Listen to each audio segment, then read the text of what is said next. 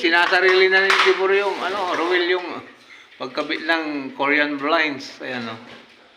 Ayan, sa harap ng pintuan. Ayan. Dating installer ng blinds yan si Tibor sa subdivision sa Dumagat City, Maguindanao. Ayan.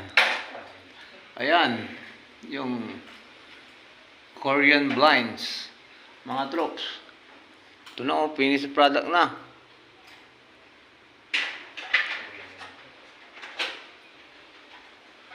Nadali na ba yung nakakasilaw?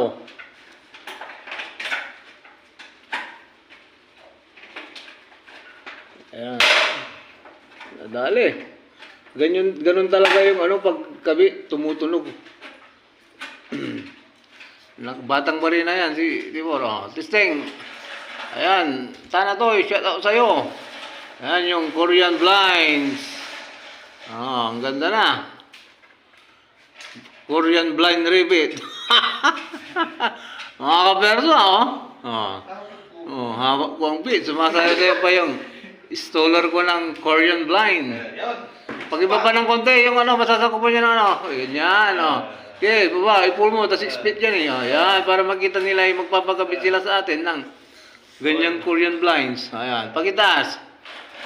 Kung gustong lower lang, lower. Ayan. Sarado namin. Ayan. Ganyan.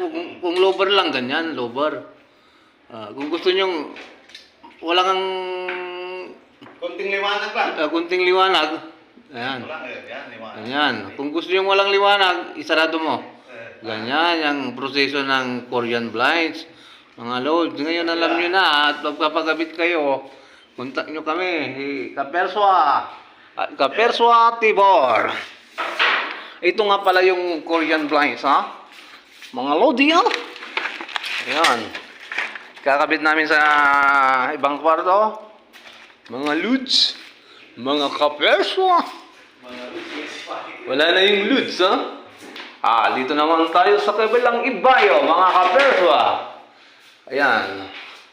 Korean blinds again. And then, dito sa kabilang bedroom, nakatapos na yung curtain. Yung bracket ng cortina.